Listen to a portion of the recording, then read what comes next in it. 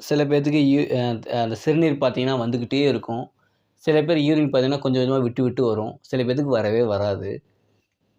பொதுவா என்ன அப்டின்னா, ஆ குடிக்கிற தண்ணி எல்லாமே என்னன்னா, தண்ணி குடிப்பாங்க, யூரின் போவாங்க. தண்ணி குடிப்பாங்க, யூரின் போவாங்க. இப்டி சிறுநீர் கழிஞ்சுக்கிட்டே இருக்கும். இது என்னன்னா, உங்களுடைய நீர் வந்துட்டு என்னன்னா அழியுது. அதாவது என்னன்னா, உங்க குடிக்கக்கூடிய தண்ணீர் ஜீரணம் ஆகல.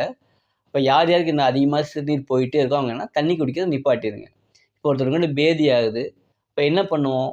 சாப்பிடாம இருப்போம். ஏன் சாப்பிடாம சாப்பிடுறது எல்லாமே பேதி ஆயிட்டே இருக்கும். அந்த டிசென்ட்ரியா வெளிய போயிட்டே இருக்கும். அதேபோல இது வந்து நம்ம யூரின்ங்கிறது ஒரு பேதி மாரி தான். எப்படி நமக்கு பேதி ஆகுதோ, அதேபோல நம்ம சிறுநீர்ல பேதி ஆகுது. நம்ம குடிக்கிற தண்ணீர்லாம் அஜீரணமாகி போயிட்டே இருக்கு. செரிமானம் ஆகல.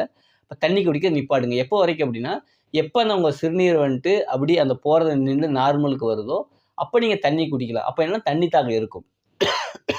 பொதுவா நம்ம தண்ணி தாகம்ன்னு என்ன நெனச்சுட்டோம் அப்படின்னா, சும்மா சும்மா தண்ணி குடிக்கிறது தண்ணி தாகம்ன்னு நெனச்சுட்டோம். அப்படி இல்ல. நம்முடைய உதடுகள் காயும்போது, நம்ம என்னன்னா மண்ணீருடைய தாகம் அப்படின்னு நம்ம எடுத்துக்கலாம். நம்முடைய உதடு எப்போ முழுமையா காய்ந்து போதோ என்னன்னு சொன்னா, அப்ப நம்ம உடலுடைய தாகம்னு எடுத்துக்கலாம். அப்ப நமக்கு உண்மையான தாகம் அப்படிங்கிறது என்னன்னா, முதல் நிலை அப்படிங்கிறது உதடு காயறது. 2வது நிலை என்ன அப்படின்னு சொன்னா, நம்முடைய நாக்கு வறண்டு போற மாரி ஆகும். அப்ப நம்ம உடலுடைய தாகம்னு உணர்ந்துக்கலாம். 2வது உள்ளுணர்வே சொல்லும். இப்ப தண்ணி குடிச்சா நல்லா இருக்கும்னு சொல்லும். அப்ப குடிக்கும்போது இதமா இருக்கும். குடிக்கும்போது உதடுகள்ல படுற மாரி பொறுமையா நம்ம உமிழ்நீரோட கலந்து பொறுமையா குடிக்கணும். வேக வேகமா அண்ணாந்து குடிக்காம, என்னன்னு சொன்னா வந்துட்டு பேசிக்கிட்டே குடிக்காம, பொறுமையா சகிப்புத்தன்மையோட குடிச்சோம்ன்னு சொன்னா கண்டிப்பா அந்த தண்ணி செரிமானம் ஆகும். எப்ப தண்ணீர் செரிமானம் ஆச்சோ உங்க சிறுநீர் பிரச்சனை சரியாகும். சில பேத்துக்கு என்ன யூரின் போம்போது விட்டு விட்டு போகும். என்ன அப்டின்னா, நீங்க குடிக்கிற தண்ணீர் ஜீரணம் ஆகல. எப்படி ஜீரணமாகாத தண்ணீர் வந்து சிறுநீரா போயிட்டே இருக்குதோ, அது இப்ப எப்படி நம்ம வந்து ஒரு உணவு சாப்பிடுறோம். அந்த உணவு செரிமானம் ஆகல என்னன்னா மலச்சிக்கலா மாறுது. சரியா செரிமானம் ஆச்சுன்னா வெளிய போயிருமா இல்லைங்களா? அதேபோல நீங்க குடிக்கிற தண்ணீர் செரிமானம் ஆகல அப்டின்னா, அந்த யூரின்ல என்ன ஆகுதுன்னு சொன்னா வந்துட்டு விட்டு விட்டு விட்டு விட்டு வருது. சில பேத்துக்கு யூரின் வரவே வராது. என்ன அப்டின்னு சொன்னா, அவங்களுக்கு இப்ப சில பேர் பாத்ரூம் வந்து 1 வாரம் ஃபுல்லா போகாம இருப்பாங்க. 3 நாள் ஃபுல்லா. என்ன காரணம் அப்டின்னா, தண்ணீர் அது உணவு செரிமானம் ஆகல. அங்க போய் அப்படியே லாக் ஆகி கேஸா ஃபார்ம் ஆயிரும்.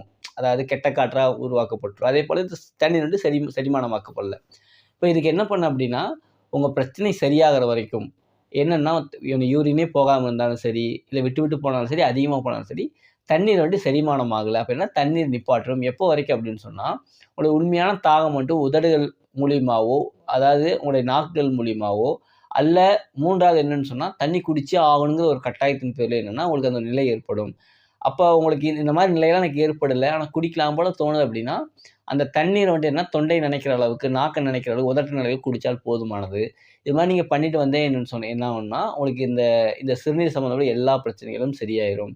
அ அதே சமயம் என்னன்னா, நம்ம சில பேர் யூரின் வந்து அடிக்கடி பாத்ரூம் போயிட்டே இருப்பாங்க. அப்படி போகணுங்கிறது கட்டாயம் கிடையாது.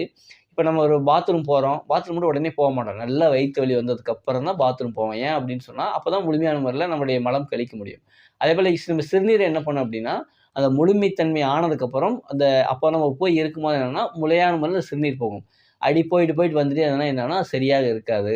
அதேபோல என்ன அப்படின்னு சொன்னா, நம்ம உணவுகள் சாப்பிடுறோம் பார்த்தீங்களா, அந்த நேரத்தில வந்து நெறைய தண்ணீ குடிச்சிருவோம். உணவு சாப்பிட்ட உடனே தண்ணீ நெறைய குடிக்கிறதுனாலும் சரி, சாப்பிடாம தண்ணீ குடிக்க அந்த மாரி பண்ணக்கூடாது.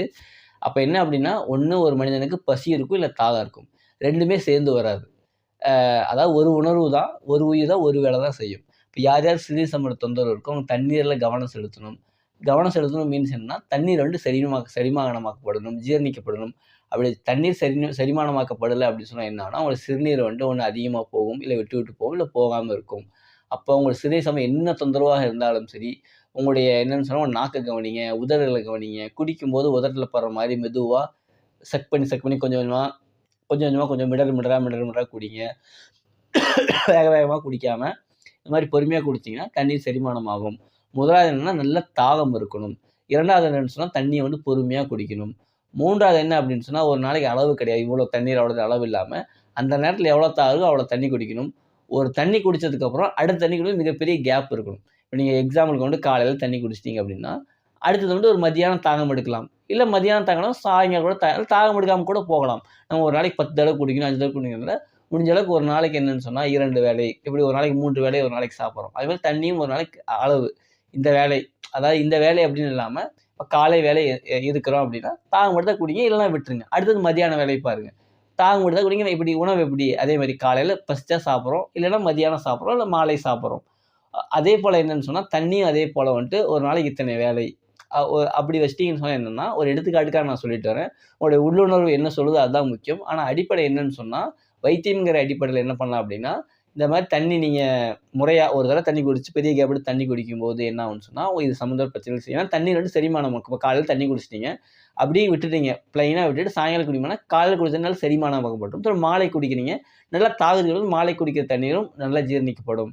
அப்ப என்னன்னு சொன்னா, அதனால நம்ம 2 வேளை குடிக்கிறவங்க அதிகமா தண்ணி குடிக்காம, அந்த நேரத்தில எவ்வளோ இருக்கோ அவ்வளோ குடிச்சிட்டு, அடுத்து எப்ப தாகம் வருதோ அப்ப குடிச்சீங்கன்னு சொன்னா, உங்களுடைய இந்த சிறுநீர் சம்மந்தப்பட்ட எல்லா தொந்தரவும் முழுமையா அது முதல்ல சரியாயிரும்.